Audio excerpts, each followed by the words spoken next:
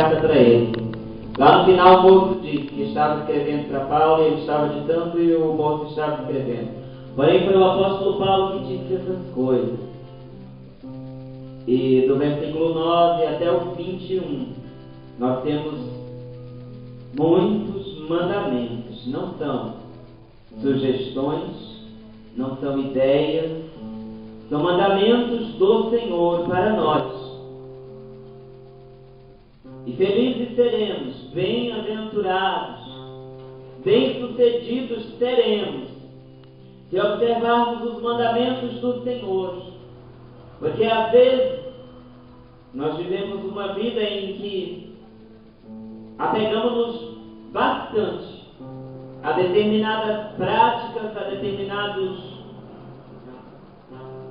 mandamentos ou tradições, a observância.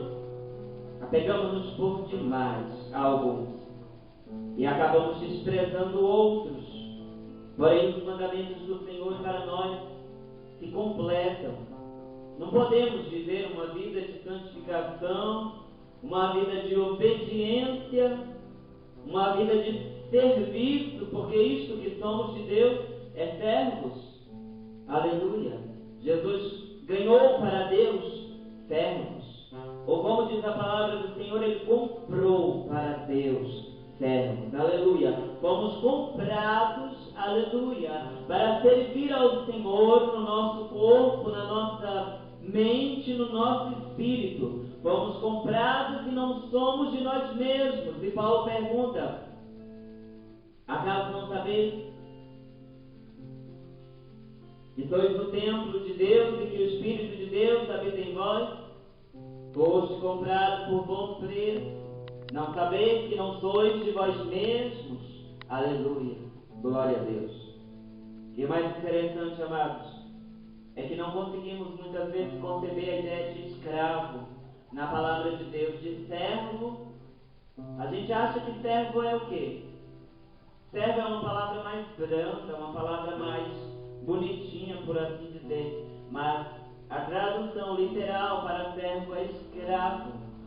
E o escravo não tem querer próprio, não tem vontade, não pode fazer aquilo que deseja, não pode ir aonde quer. Estamos prisioneiros de Cristo. Aleluia. Glória a Jesus por isso. Eu posso dar glória a Deus porque o meu amado Senhor, de quem eu sou servo, de quem sou prisioneiro, de quem somos, é o próprio amor. Nada que Ele fizer poderá ser ruim. Aleluia. Glória a Deus. Então, amados, não tem como eu observar uma parte da palavra de Deus e deixar o restante para lá. E eu quero lhe convidar hoje, em nome de Jesus, a buscar na palavra de Deus tudo que for mandamento, por menor que seja. Às vezes tem uma frase enorme, um versículo grande, ao qual nós repetimos e repetimos, e ali dentro tem um mandamento escondido. E a gente repete como um mantra de vitória, como um moto, e esquecemos de praticar. Não façamos isso. Pratiquemos a palavra de Deus. Aleluia. E o começo deste enunciado, destes mandamentos, a partir do versículo 9, porque Paulo já estava mandando neste capítulo, o Espírito Santo já estava dando instruções, e instruções são para serem seguidas, porque se não seguirmos as instruções de qualquer que seja a coisa, ela não vai funcionar. Pode ser que nós chegamos a um resultado não duradouro, um resultado que não satisfaça, se não seguirmos o passo a passo. E temos passo a passo na palavra de Deus. O amor seja sem hipocrisia. O amor seja não fingido. Neste caso, hipócrita é fingido. Hipócrita é aquele que diz: faça assim, assim, mas ele não faz da maneira que indica. Hipócrita é aquele que passa as recomendações, emite as ordens, escreve e prescreve os mandamentos, porém Ele mesmo não cede. E se tem uma coisa que Deus não é hipócrita. Porque tudo que Jesus nos mandou fazer, Ele já fez. Tudo que Deus mandou Jesus fazer, Ele estava disposto a fazer e estava, a Bíblia diz que efetivamente Deus estava com Jesus, reconciliando consigo mesmo o mundo. Deus não mandou Jesus e deixou ele sozinho. Deus mandou Jesus, veio com ele, os dois fizeram a obra. Aleluia! E Jesus disse que tudo o que fazia era o que tinha visto o Pai fazer. Aleluia! E se ele fez tudo o que viu o Pai fazer, então não há hipocrisia em Deus em nos mandar amar. E amar não é uma coisinha que você vai receber do Espírito Santo pedindo, jejuando, se consagrando. Não acontece dessa forma. Eu já provei pela experiência que amor não é dado por Deus desta forma. Todos somos dotados de um amor natural, de um amor comum, por determinadas coisas. E são coisas essas, as bonitas aos nossos olhos, as bonitas aos nossos ouvidos, ou as gostosas à nossa pele, coisas agradáveis, nós estamos propensos a amar. Ou pelo menos achamos que amamos. Porque o verdadeiro amor de que a palavra de Deus fala, amados, não é o amor que eu posso sentir por mim mesmo, ou que você possa sentir por si mesmo. Enquanto eu estiver tentando amar com o meu próprio amor, eu já disse isso algumas vezes, e preciso enfatizar porque nós precisamos lembrar disso. Às vezes nós estamos tristes, agonizantes, porque não conseguimos estar alegres por determinadas situações e imaginamos que não dá para amar, não dá para viver bem, não dá para obedecer a Deus, ou coisas do tipo. Mas nestes momentos em que nos sentimos derrotados, fracassados, fora do caminho, com vontade de não levantar mais, de não andar mais, eu quero lhe dizer que você deve repensar com que força você tem agido, com que poder você tem tentado andar, com que amor você tem tentado amar, porque as nossas forças se exaurirão antes de conseguirmos dar o primeiro passo. Porém, o amor com o qual nós podemos contar para enfrentar qualquer situação é o amor de Deus. Aleluia! Aquele amor de Coríntios 13 não é amor que ser humano algum possa sentir. É o amor do próprio Deus. Porém está escrito que o amor de Deus está derramado em nossos corações pelo Espírito Santo que nos foi dado. Aleluia! O amor de Deus já está aqui, já está do lado de dentro. Glória a Deus! Nós só precisamos tomar conhecimento disso e dizer: Senhor, agora opera na minha vida por este amor. Agora ensina-me a amar como tu amas. Ajuda-me nisto, Senhor. E Deus vai lhe ajudar. E aí o teu amor não vai ser fingido. Porque há muita gente que ama sim. E a gente olha, essa pessoa ama todo mundo e dá a mão para todas as pessoas, abraça o mendigo, o sujo, o fedorento. Porém, quando essa pessoa chega em casa ou está a sós, ela se lava de uma forma como se aquilo que ela tivesse feito tivesse contaminado-a completamente, se sente suja, se sente mal, e às vezes está abraçando alguém aqui. Eu já presenciei isso. Está abraçando alguém nesse minuto, quando a pessoa vira e sai, aí ela vira para outra e diz: essa nojenta, não sei o que, e fala um monte de coisa da pessoa, mas estava amando. Hipócrita, falsa, mentirosa. Não precisamos disso. A vida é muito simples, a vida é muito séria. Posto ser simples, não deixa de ser seríssima a nossa vida. E todas as coisas que fizermos serão levadas em consideração no dia de Deus. Estejamos atentos, não sejamos hipócritas, não somente no amor, mas em muitas outras coisas. Tem gente que é um hospitaleiro nato, não é? Porque aqui também manda praticar a hospitalidade. E tem gente que nos recebe na sua casa com grande alegria e nos quer dar muitas coisas, os melhores lugares, a melhor atenção, e eu estou falando do meio do povo de Deus. Mas eles não são tão hospitaleiros quanto parecem. E nós temos que ter cuidado de nós mesmos, cuidado com essas coisas. Amemo-nos, recebamos-nos, tratemo-nos bem. Glória a Deus. Louvado seja o Senhor. Detestai o mal. Aleluia. É um mandamento.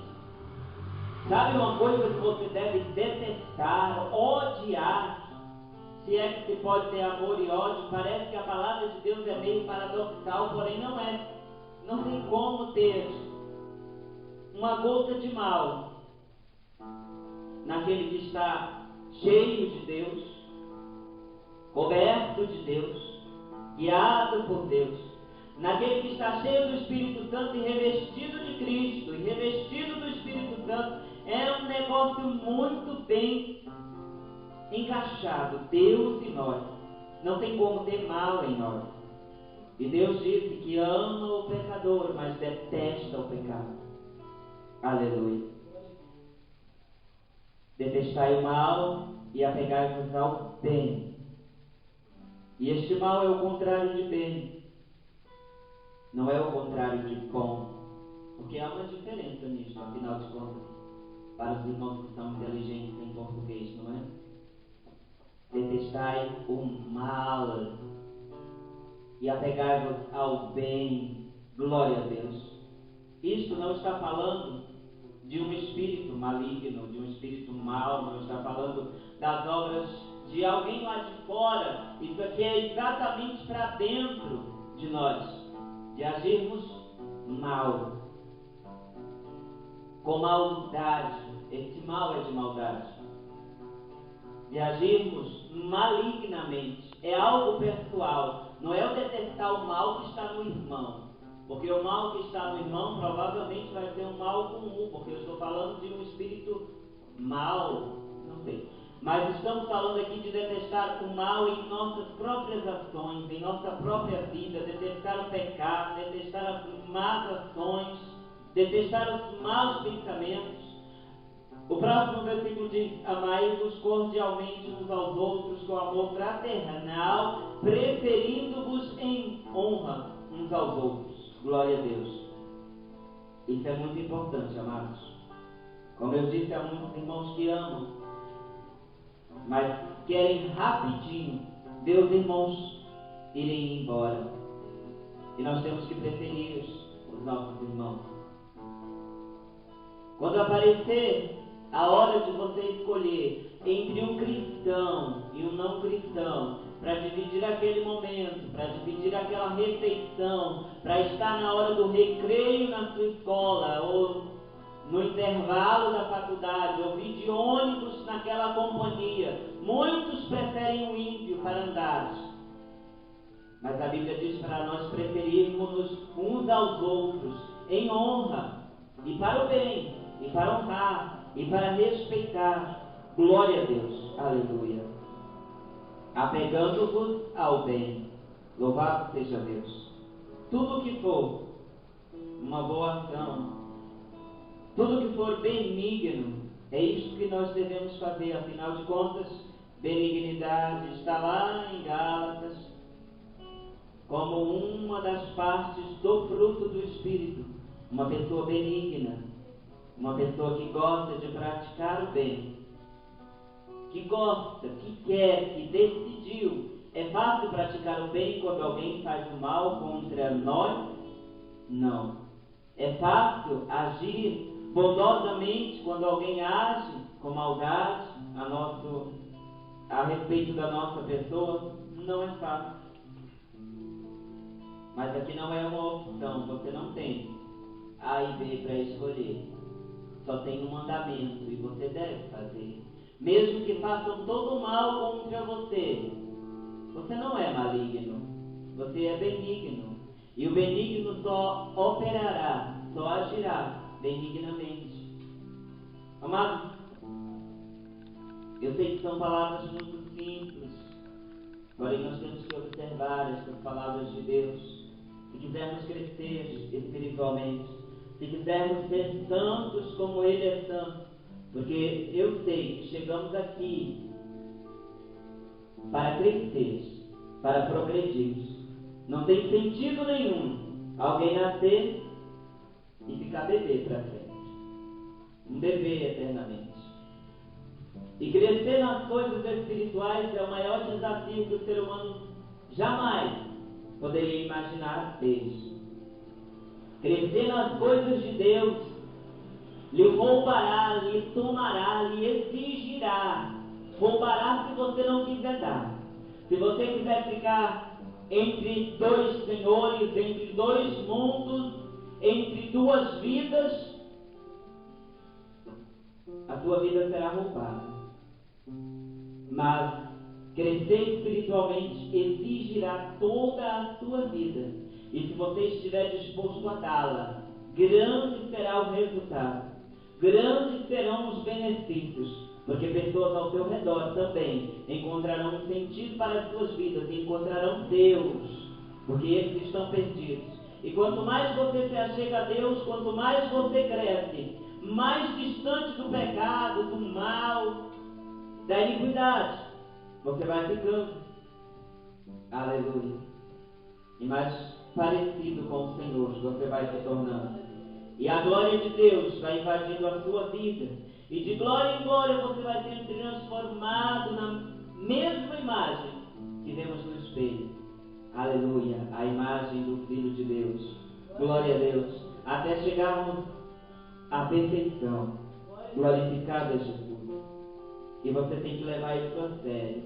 A Bíblia fala de perfeição. E aí nós falamos de imperfeição. Deus vem falando de santidade. Aí nós sempre chegamos falando dos nossos pecados. Deus vem falando de amor. Aí nós sempre chegamos diante dele falando daquelas pessoas. Eu não gosto do fulano, o fulano me trata mal. E aí a gente vai apresentando as nossas queixas. Deus vem falando de perdão e eu venho falando de mágoa. Deus vem falando de crescimento e eu venho abandonando o conhecer a Deus para poder crescer. Deus vem falando da verdade, me apresentando a verdade. Muitos estão falando mentiras e acreditando em mentiras. E aí a gente vê o grande contraste que há entre a palavra de Deus para nós, o que devemos inserir para a nossa vida, trazer, incluir na nossa vida da palavra de Deus. Nós vemos a grande diferença de tudo que Deus quer e exige de nós para o que realmente temos, para o que realmente demonstramos. A vida que Deus quer para nós, para que vivemos efetivamente. Aleluia. Se a boca de Deus fala de amor, se as ações de Deus demonstram amor, as nossas também devem compartilhar do que Ele é e do que Ele faz. Temos que parecer com Deus. Aleluia. E você tem que levar em consideração o crescer na presença de Deus. É importante, é urgente crescer. Aleluia. Louvado seja o nome do Senhor. Vamos ouvir um hino de adoração a Deus. Entendida para nós. Sempre os ouvidos atentos às nossas petições, às nossas orações. Louvado seja Deus, porque é fiel, é fidelíssimo em nos ajudar nas nossas fraquezas. Aleluia. Jesus estava aqui e ajudava o povo. E em determinados momentos, Ele dava a oportunidade aos seus discípulos demonstrarem a sua fé. Não é verdade? Eu acho que você deve lembrar de uma ou duas vezes em que Deus lhe deu a oportunidade de demonstrar a sua fé nele. Os discípulos estavam lá no meio do mar. E muita gente prega sobre isso, porém o Senhor está nos falando agora algo diferente. Que estes momentos são a oportunidade de Deus para demonstrarmos a nossa fé nele. Não sei qual é o seu mar agitado, não sei qual é a sua luta, Talvez não seja com alguém de fora, talvez seja uma luta interior, que só você sabe, que só você vê, e parece que você foi abandonado neste lugar. Porque em duas das vezes em que os discípulos estiveram em meio ao mar e tiveram a oportunidade de mostrar o poder de Deus, a natureza, por assim dizer, mostrar o poder de Deus ao mar através da sua fé. Uma das vezes Jesus estava lá, dormindo. E a outra vez, Jesus os forçou a atravessar para o outro lado. Há momentos em que Jesus estará com você, sim. Ele foi no barco junto. Mas ele vai dormir, por assim dizer. E vai deixar você com uma situaçãozinha, para ver se você vai prestar atenção à fé que ele lhe deu e a usará. Porque nestes dois casos, Jesus levantou-se, tomou conta da situação, acabou com tudo, e Deus está falando ao seu coração agora. Deus vai te deixar em pequenas situações, e você vai ter a grande oportunidade de exercitar a fé que Jesus te deu, que Jesus plantou em você. Aleluia. E aí ele disse para os discípulos: por que sois tão tímidos? Não tendes fé? Mar, acalma-te. Vento, cala-te. Aleluia. Glória a Deus. Sabe, se você usar a fé que Jesus te deu, este mar que está rugindo forte, essas ondas que estão sendo produzidas bem altas, e o barulho que está te causando medo, tudo isto vai cessar quando você usar a fé que Deus te deu. Aleluia. Glória a Deus. Aleluia. E Jesus estava com eles, como eu dizia, todos os dias. E chegou um dia que ele perguntou: até quando vos sofrerei? Essa é uma pergunta que quer dizer mais ou menos assim, na linguagem de hoje: até quando eu vou ter de suportar a fraqueza de vocês? Até quando eu vou ter que fazer tudo para vocês? Aí Jesus dizia: tudo eu, vocês não fazem nada. E ele deve estar dizendo hoje: você tem condição de mudar muitas situações e fica esperando que eu faça. E nós pregamos muito que Deus só vai fazer aquilo que a gente não puder, mas que Ele te deu a fé. Aleluia. Porque a fé é o dom do Espírito Santo. E quando nós recebemos o Espírito Santo, Ele está dentro de nós com tudo que Ele é. Glória a Deus. E a fé vem junto, não é assim: eu sou cheio do Espírito Santo, mas não tenho fé. É mentira. Uma das duas afirmações é mentira. Não dá para estar cheio do Espírito Santo e não ter fé, e não dá para não ter fé e ser cheio do Espírito Santo. Dá para entender?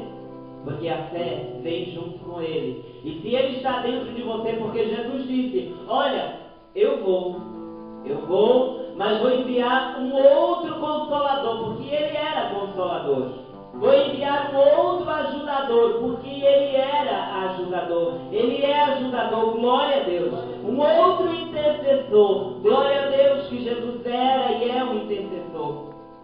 E o mundo não pode receber, porque não vê, nem o conhece, mas Ele está convosco e estará em nós para sempre. Aleluia! E aí depois Jesus declara que Ele é o próprio Espírito Santo, porque Ele diz: não vos deixarei órfão, mas voltarei para vós. Aleluia! Ele voltou na pessoa do Espírito Santo. Ele estava perguntando: até quando vos sofrerei? Era só para dar uma sacudida neles e para que eles entendessem que eles podiam fazer alguma coisa.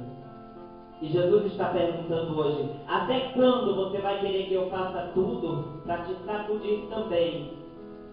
E para dizer a você que você pode sim determinar algumas mudanças na sua vida. Se você quiser, você pode. Nós podemos, aleluia. Temos a autoridade de Jesus. E Ele disse para aqueles discípulos: porque sois tão tímidos diante de um mar revoltoso? Isso é inédito. Era inédito.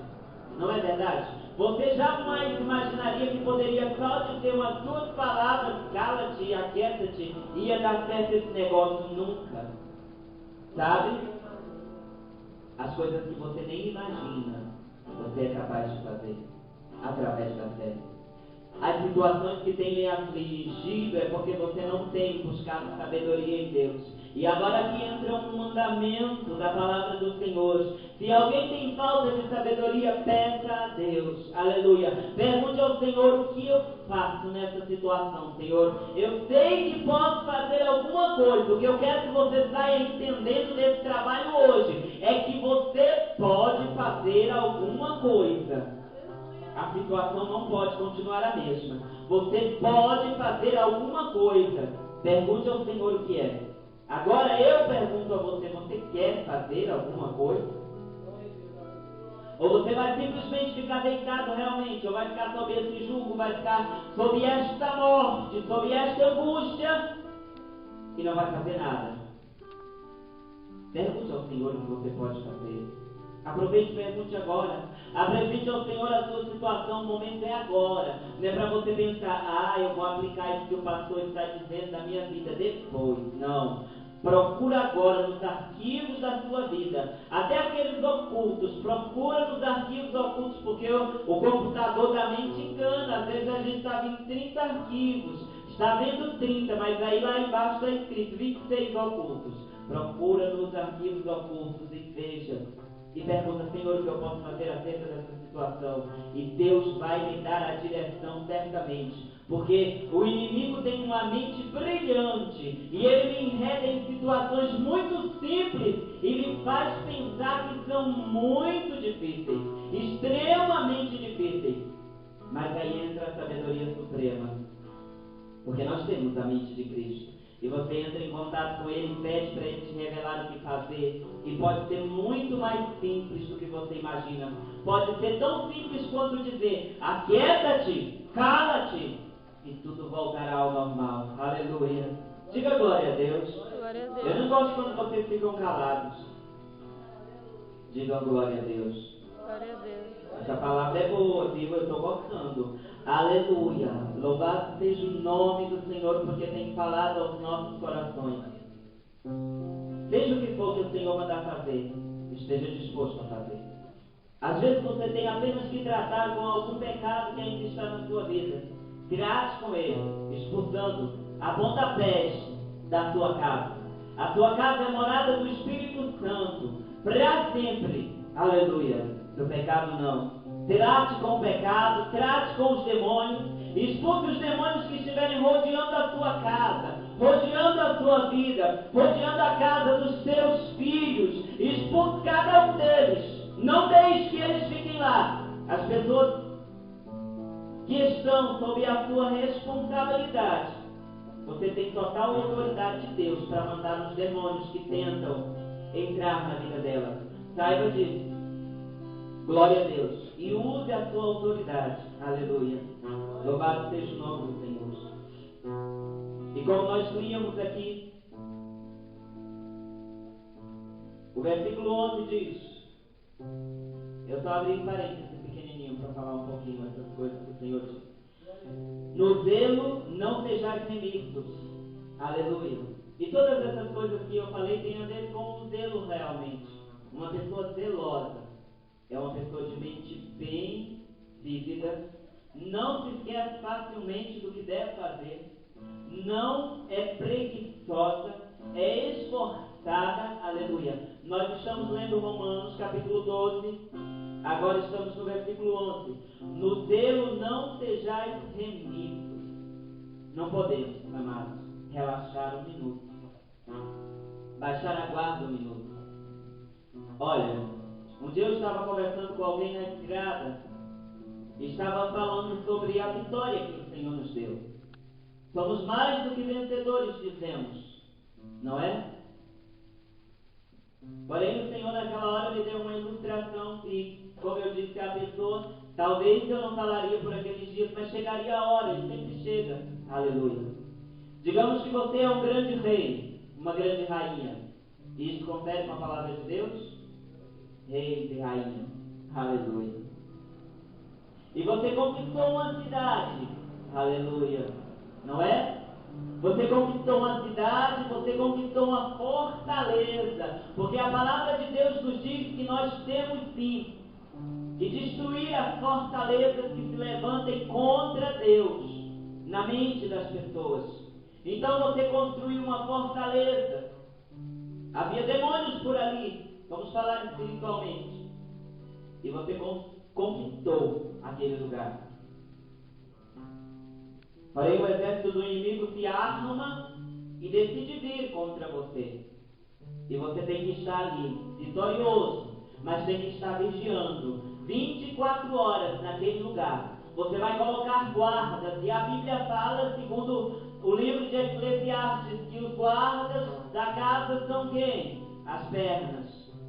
E aonde estão as rodilhas, os joelhos, se não são nas pernas? Estes guardas têm que estar postos 24 horas, porque somos vencedores sim, mas podemos perder a vitória a qualquer momento se não vigiarmos nela, se não atentarmos para ela. E aquela cidade que eu construí, se eu deixar o muro desprotegido, se eu deixar o portão enfraquecer, se eu deixar de vigiar, o inimigo que está tentando todo dia vai entrar na minha grande vitória e vai acabar com tudo. Então nós não podemos, amados, ser remissos no zelo. Aquilo que nós já conquistamos é nosso e ficará conosco, mas estamos em território perigoso, estamos nas terras do inimigo e temos que estar vigilantes, ser vigilantes todos os dias, para que o que é nosso fique conosco. Afinal, Jesus apareceu para João e disse para toda a igreja: guarda o que tens. E ele está dizendo hoje: guarda o que tens, para que ninguém tome a tua coroa. Guarda o que tens, para que ninguém tome a tua coroa. E não dá para se guardar em um lugar onde querem tomar o que é nosso, sem que tomemos as devidas precauções. Não é verdade? Nós temos poder de guardar. Se nos fosse impossível guardar, Deus não nos tinha mandado guardar. Mas é possível guardar. Você já ganhou. E aquilo que você ganhou, que fique com você, que seja seu. Que você não abra mão, que você não relaxe, que você não despreze, que você não desonre. Porque muita gente tem deixado para trás as coisas que Deus tem lhe dado em busca de outras que eles acham melhores. Não façamos isso. O que o Senhor nos deu é perfeito para nós, porque Ele sabe todas as coisas. Honre a Deus com o que você tem hoje, com o que você tem em mãos. E eu estou falando de termos espirituais. Você apenas sabe dizer 2 versículos. Honre a Deus com aquilo. Angarie mais para Deus. Produza mais. Não faça igual aqueles servos que Ele deu a deu uma quantia, uma moeda, por assim dizer. A outro deu, acho que 3, que a parábola diz, e a outro deu 5. O que recebeu 5 conseguiu mais 5. Era tudo que ele tinha que trabalhar com o que ele tinha. Glória a Deus. Ele investiu o que ele sabia. Agora nós sabemos pouco e não vamos investir nada. Era isso que Jesus estava falando. Eu sei muito pouco. E aí eu lhe pergunto: o que você vai investir então na obra do Senhor? Nada. Isso não é investir. A resposta tem que ser: tudo que eu tenho. É pouco, mas é o que eu vou investir. Aleluia. É o que o Senhor lhe deu. E aquele que investiu os 5 ganhou mais 5. O que investiu 3 ou 2 ganhou a mesma quantidade. E o que tinha só um disse: não vou arriscar. Correu e entregou a moeda que o Senhor tinha lhe dado. E disse que era porque tinha medo dele. Mas não tenha medo de um Deus que deu a você alguma coisa. Se Ele lhe deu alguma coisa, Ele deu. É uma coisa. Vale alguma coisa. Se você tiver R$1, só faltam 9 para completar 10, não é? Já é alguma coisa. Quem tem 0 não tem nada. E você tem que investir o que Deus lhe deu. Isso é que é ser zeloso. É tudo que eu tenho, Senhor. É tudo que eu tenho e eu vou te dar tudo. Aleluia. Glória a Deus. Lembro-me de que diz que nasceu uma garotinha tão feia, não tinha beleza nenhuma. Ela era aquele tipo de bebê que o povo olhava para ela e dizia: mas que saudável a sua filha. Ninguém nunca elogiou ela. E ela disse que tinha a cara, o rosto cheia de sardas. E aos 12 anos ela comprou um creme para tirar as sardas e ela disse: eu lhe garanto que toda a pele do meu rosto caiu. E eu era tão sem talento, ela disse. Na escola ela não tinha talento nenhum. E um dia, quando ela conheceu o amor de Jesus verdadeiramente, ela disse para ele: Senhor Jesus, eu não tenho nada, eu só te amo. Tudo que eu posso te dar é o meu amor, nada mais. E se o Senhor puder usar o nada, eis-me aqui, usa-me. Aleluia. Ela deu tudo que tinha. Glória a Deus. E certamente uma oferta voluntária total agrada a Deus. Jesus estava certo dia olhando as pessoas que ofertavam no templo.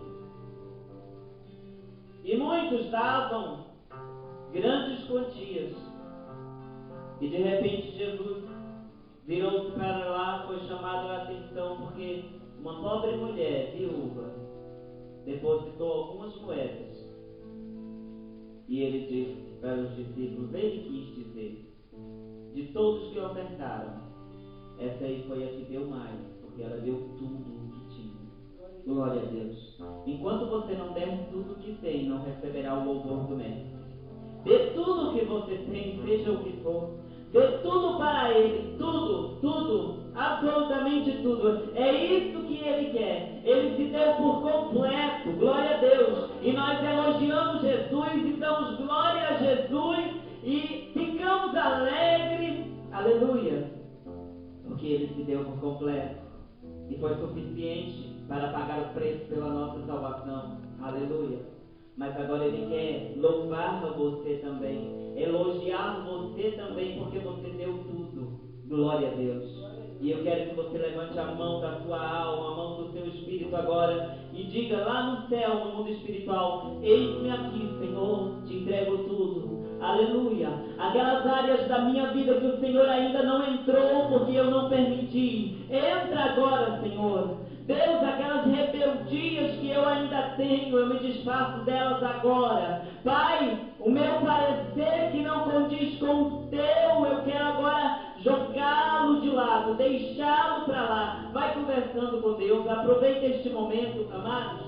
Não importa, 50 mil pessoas em um lugar. Saiba que o crescimento de uma obra é o crescimento pessoal de cada um, é o crescimento individual de cada um de vocês. Eu estou muito feliz pela vida de cada um que vem aqui. Estou feliz pela vida da Flávia, pela irmã Marlete. Isto é crescimento.